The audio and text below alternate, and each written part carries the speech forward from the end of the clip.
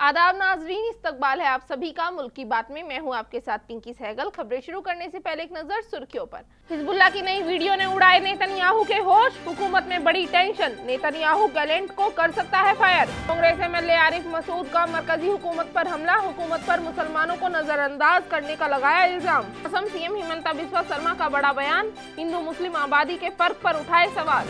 मस्जिद में पुलिस ने की मुस्लिमों की नो एंट्री, मुजफ्फरनगर की जेल की मस्जिद का है मामला। रोहिंग्या मुसलमानों को पीटने वाले दक्ष की बढ़ी मुश्किलें, पोस्ट करते हुए कहा कि घर वालों को किया जा रहा है परेशान। इमाम और मुअज्जिनों को माली तंगी का करना पड़ रहा है सामना, इमाम का कहना उन्हें महीनों से नहीं मिली तनख्वाह। जम्मू कश्मीर और हरियाणा में इंतखाब की तारीखों का ऐलान, महाराष्ट्र इंतखाबात को लेकर अभी कोई फैसला नहीं। मुल्क भर में डॉक्टर की हड़ताल एक बार फिर हुई शुरू, आज इंडिया गेट तो कल जंतर मंतर पर होगा एहतजाज। 300 दिनों से ज्यादा वक्त से जारी गजा पर इजराइल की जारिहाना बमबारी रुकने का नाम नहीं ले रही है और अगर ऐसा चलता रहा तो इजराइल को एक बड़ी कीमत चुकानी पड़ सकती है। बता दें कि कतर की राजधानी दोहा में पिछले 2 दिनों से सीज फायर टॉक्स जारी है, लेकिन इजराइल की जारी जमीनी और हवाई कार्रवाई के बाद ये टॉक्स बीच में भी रुक सकती है। उधर हिजबुल्लाह ने भी इजराइल को चेताते हुए एक वीडियो पैगाम जारी कर दिया है, जिसके बाद इजरायली पीएम नेतन्याहू की नींदें उड़ गई है। गजा पर अपनी जीत की दावेदारी करने वाले इजराइल की मुश्किलें दिन ब दिन बढ़ती ही जा रही हैं, लेकिन फिर भी इजराइल अपनी हरकतों से बाज नहीं आ रहा है। इधर लेबनान के हिजबुल्लाह ने अपने जेर जमीन मिसाइलों की नकाब कुशाई करते हुए एक वीडियो पैगाम भी जारी कर दिया है, जिसमें उसने इजरायली फौज और उसके आका नेतन्याहू को चेताते हुए ये वाजे कर दिया है कि वो अपने दुश्मनों से लड़ने के लिए मुकम्मल तौर पर तैयार बैठा है। हिजबुल्लाह के मिलिट्री मीडिया ने जुमे के रोज एक वीडियो शाये की है, जिसमें जमीन के अंदर वाकई एक बड़े मिसाइल की तनसीब को दिखाया गया है, जो इजरायली दुश्मन को मुकम्मल तैयारी का वाज़े पैगाम दे रही है। महर न्यूज एजेंसी के मुताबिक इमाद 4 सहूलत का नाम मुमकिन तौर पर हिजबुल्लाह के सीनियर जिहादी कमांडर इमाद मुगनिया के नाम पर रखा गया है, जिन्हें फरवरी 2008 में दमश्क में इजरायली दुश्मन ने कत्ल कर दिया था। उधर कतर में जारी सीज फायर टॉक्स को मजीद 1 दिन के लिए बढ़ा दिया गया है। न्यूज एजेंसी अशरकुल औसत के मुताबिक हमास ने कतर में होने वाले जंगबंदी के मुज़ाकरात में शामिल होने से साफ इनकार कर दिया है। जुमेरात को देर गए टेलीग्राम पर पोस्ट किए गए एक बयान में हमास के पॉलिटिकल ब्यूरो के रुकन हसाम बदरान ने कहा कि इजराइल के मुसलसल इक़दामात जंगबंदी की राह में रुकावट हैं। हमास के अहदेदारों ने जुमेरात को होने वाली मुज़ाकरात में शिरकत नहीं की है।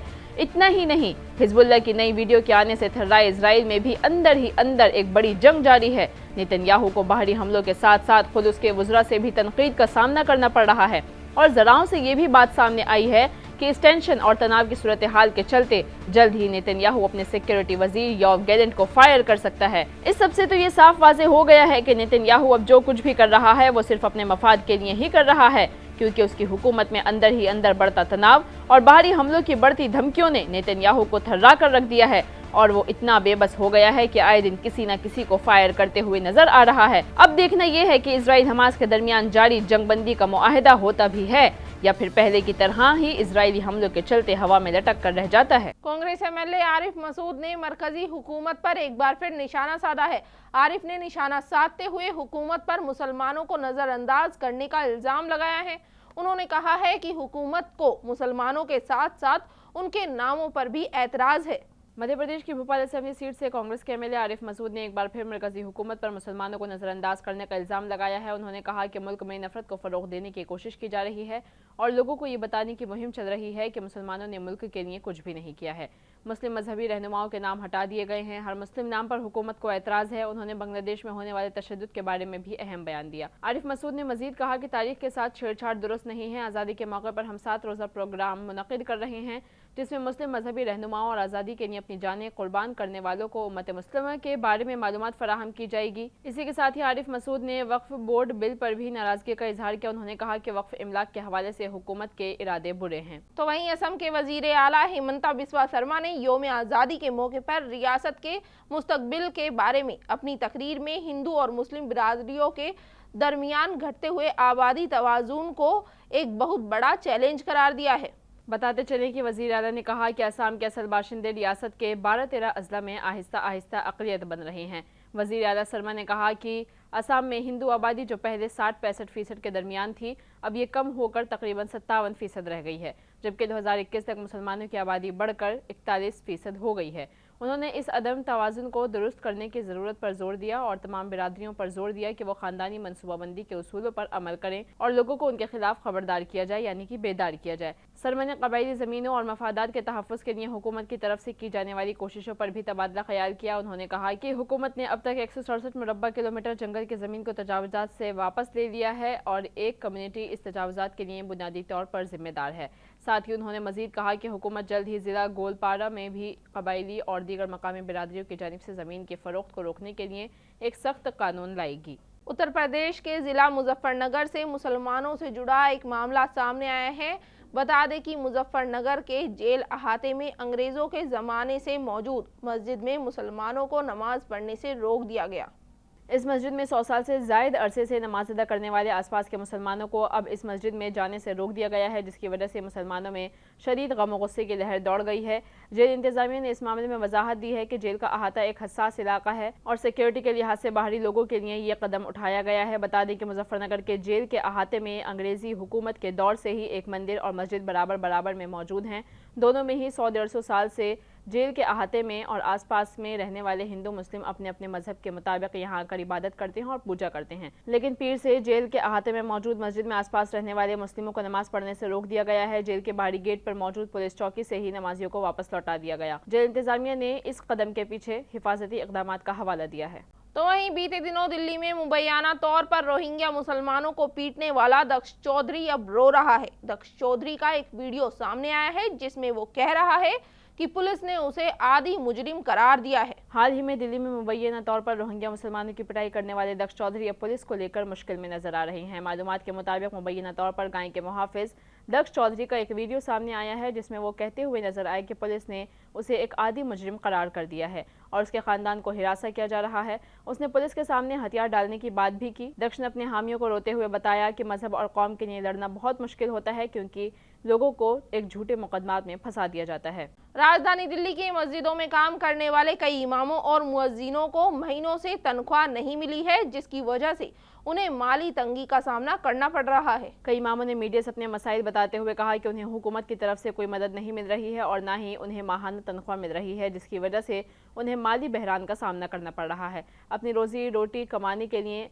उनके सामने एक बड़ा चैलेंज आकर खड़ा हो गया है। एक इमाम का कहना था कि 3 किस्तों में 5 महीने की तनख्वाह मिलने से उन्हें थोड़ी हद तक राहत मिली है। आपको बताते चलें कि अजमेरी गेट के एंग्लो अरबिक स्कूल के मुफ्ती मोहम्मद कासिम ने बताया कि साल 2022 से उन्हें तनख्वाह नहीं मिली है। उन्होंने बताया कि 250 से ज़्यादा इमामों और मुअज्जिनों को कई महीनों से तनख्वाह नहीं मिली है और इसके बारे में उन्होंने काफ़ी बार मुतालबा भी किया है, लेकिन उनकी गुहारों को अनसुना कर दिया गया है। इस मुद्दे को सुलझाने के लिए कई कोशिशों के बाद वक्फ बोर्ड ने एक सर्कुलर से फंड जारी करने की इजाज़त दी थी, लेकिन कई लोग इसमें नाअहल पाए गए। शुरू में 207 इमामों और 73 मुअज्जिनों को तनख्वाह दी गई थी, लेकिन अब सिर्फ 185 इमाम और 59 मुअज्जिनों को तनख्वाह मिल रही है। कम से कम 36 मुलाजमीन ऐसे हैं जो मसाजिद में बाकायदगी से खिदमत अंजाम दे रहे हैं, लेकिन उसके बावजूद भी उन्हें गैर कानूनी करार कर दिया गया है और उन्हें तनख्वाह भी नहीं दी जा रही है। इलेक्शन कमीशन ने जम्मू कश्मीर और हरियाणा के असेंबली इंतखाबात की तारीखों का ऐलान कर दिया है। जम्मू कश्मीर में 3 फेज में यानी कि 18 सितंबर, 25 सितंबर और 1 अक्टूबर को वोट डाले जाएंगे। वहीं हरियाणा में 1 अक्टूबर को वोटिंग होगी और दोनों रियासतों में नतीजों का ऐलान 4 अक्टूबर को किया जाएगा। Chief election commissioner Rajiv Kumar ने कहा कि लोकसभा इंतखाबात पुरअमन तरीके से हुए हैं। पूरे मुल्क ने इंतखाबात का त्यौहार मनाया। लंबी कतारें नजर आईं, बुजुर्ग और नौजवान वोट डालने गए। मुल्क ने जमहूरियत की जिंदा मिसाल देखी। हिंदुस्तान ने दुनिया को जो तस्वीर दिखाई वो हैरान कुन थी। जो चमक हमने देखी वो तवील अरसे तक नजर आएगी। जब भी दुनिया में कहीं भी इंतखाबात होंगे आपको अपना मुल्क याद आएगा और हमारी ताकत की याद दिलाई जाएगी। जब chief election commissioner Rajiv Kumar से पूछा गया कि हरियाणा के साथ साथ महाराष्ट्र में भी इंतखाबात क्यों नहीं कराए जा रहे, उस पर उन्होंने कहा कि जम्मू कश्मीर में इंतखाबात का ऐलान हो चुका है, इसलिए महाराष्ट्र में इलेक्शन कराने का फैसला अभी नहीं लिया गया है। इलेक्शन कराने से पहले बहुत सी चीज़ें देखनी पड़ती हैं। जम्मू कश्मीर और हरियाणा में सिक्योरिटी फोर्सेस को तैनात किया जाएगा। फिर इस दौरान कई त्यौहार भी आने वाले हैं जिसमें नवरात्रि, दशहरा, दिवाली रहेंगे, इसलिए अभी तक उन दोनों रियासतों की तारीखों का ऐलान नहीं किया गया है। कोलकाता के आरजी कार मेडिकल कॉलेज और हॉस्पिटल में ट्रेनी डॉक्टर के रेप और कत्ल के मामले की मुखालिफत में पूरे मुल्क के करीब 3 लाख डॉक्टर फिर हड़ताल पर बैठ गए हैं। फोर्दा और इंडियन मेडिकल ने आज सुबह 6 बजे से इतवार सुबह 6 बजे तक हड़ताल का ऐलान किया है।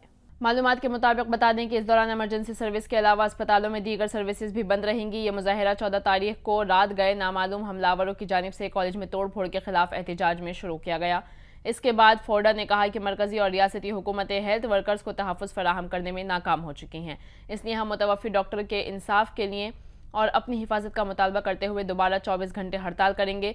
इससे पहले federation of resident doctors association of India ने 13 अगस्त को मरकजी वजीर सेहत JP नड्डा से मुलाकात के बाद हड़ताल खत्म कर दी थी। हालांकि 14 अगस्त की रात देर गए वजीर सेहत JP नड्डा ने उन्हें इंसाफ दिलाने का यकीन दिलाया था, लेकिन उसके बाद तकरीबन 1000 लोगों के हुजूम ने मेडिकल कॉलेज में तोड़फोड़ की थी। साथ ही आपको ये भी बता दें कि इस मामले में IMA ने एक प्रेस रिलीज जारी की, जिसमें कहा गया है कि कोलकाता के RG कर मेडिकल कॉलेज और हॉस्पिटल में संगीन वारदात को अंजाम देने के बाद और यौम आज़ादी के मौके पर तलबा के साथ गुंडागर्दी को लेकर इंडियन मेडिकल एसोसिएशन ने 17 अगस्त को सुबह 6 बजे से 18 अगस्त सुबह 6 बजे तक यानी कि 24 घंटे के लिए मॉडर्न मेडिसिन के डॉक्टर्स की सारी सर्विसेज बंद करने का ऐलान किया है। साथ ही ये भी बता दें कि अपनी सुरक्षा की, अपनी हिफाजत की मांग करते हुए सरकारी अस्पताल के सभी डॉक्टरों ने आज इंडिया गेट पर एहतजाजी मार्च निकाली और साथ ही वो कल भी एहतजाजी मुजाहिरा करते हुए जंतर मंतर पर धरना देंगे।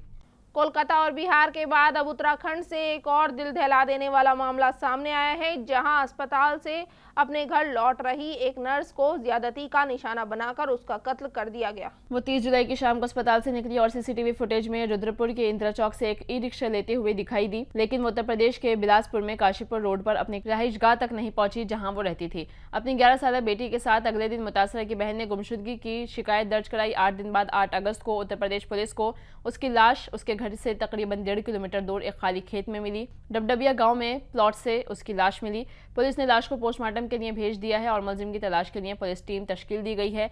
तफ्तीशी टीम ने मकतूल का चोरी शुदा मोबाइल ट्रेस कर लिया है। मोबाइल फोन बरामद होने के बाद पुलिस मुलजिम तक पहुंची। मुलजिम उत्तर प्रदेश के बरेली का रहने वाला है। मुलजिम यौमिया उजरत का मजदूर है, यानी कि डेली वेज का एक मजदूर है। पुलिस ने उसे राजस्थान से गिरफ्तार किया है। बता दें कि मुलजिम ने नर्स का पीछा किया और उस पर हमला किया जब वो अपने अपार्टमेंट की इमारत में दाखिल होने वाली थी। इस वाकये के बारे में उधम सिंह नगर के senior superintendent of police Manjunath TC ने कहा कि मुलजिम उसे घसीट कर ले गया था, उसे झाड़ियों में ले जाकर ज्यादती का निशाना बनाया और उसके दुपट्टे से उसका गला घोट दिया। पुलिस अफसर ने बताया कि मुलजिम ने मुतासरा के फोन और पर्स से तकरीबन 3000 रुपए भी चुराए थे। इसरो ने आज श्रीहरिकोटा के सतीश धवन स्पेस सेंटर से नया रॉकेट SSLV D3 की लॉन्चिंग की।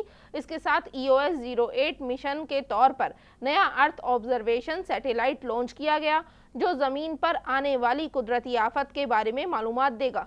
बता दें कि ये SSLV की आखिरी नुमाइशी परवाज थी। इसरो ने कहा कि SSLV D3 EOS के लॉन्च से कबल उल्टी गिनती दोपहर 2:47 पर शुरू हो गई थी।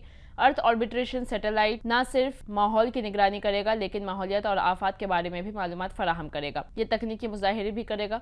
तकरीबन 175.5 किलोग्राम वजनी EOS-08 बहुत से साइंसी और लागू शोबों में कीमती डेटा और बसीरत फराहम करने के लिए तैयार किया गया है।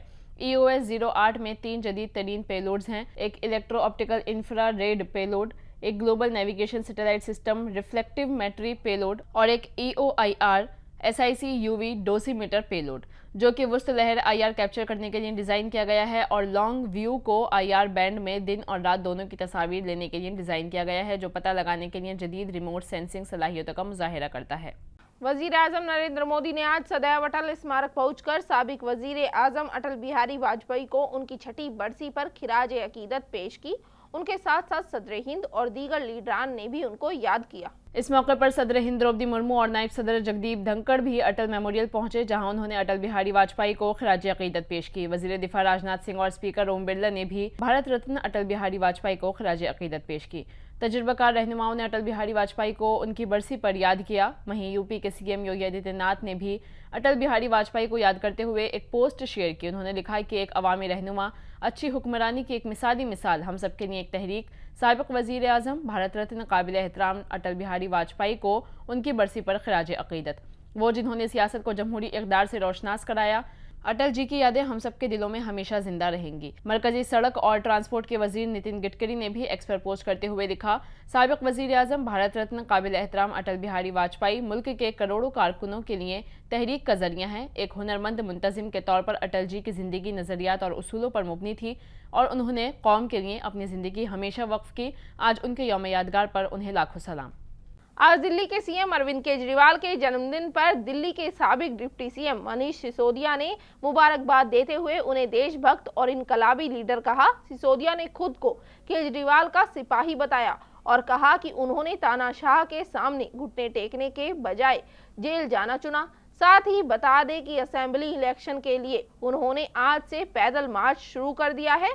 उधर पंजाब के सीएम भगवंत मान ने भी दिल्ली पहुंचकर मनीष सिसोदिया से मुलाकात की। वजीर आजम नरेंद्र मोदी ने आज पेरिस ओलंपिक 2024 में हिस्सा लेने वाले खिलाड़ियों से दिल्ली में मुलाकात की।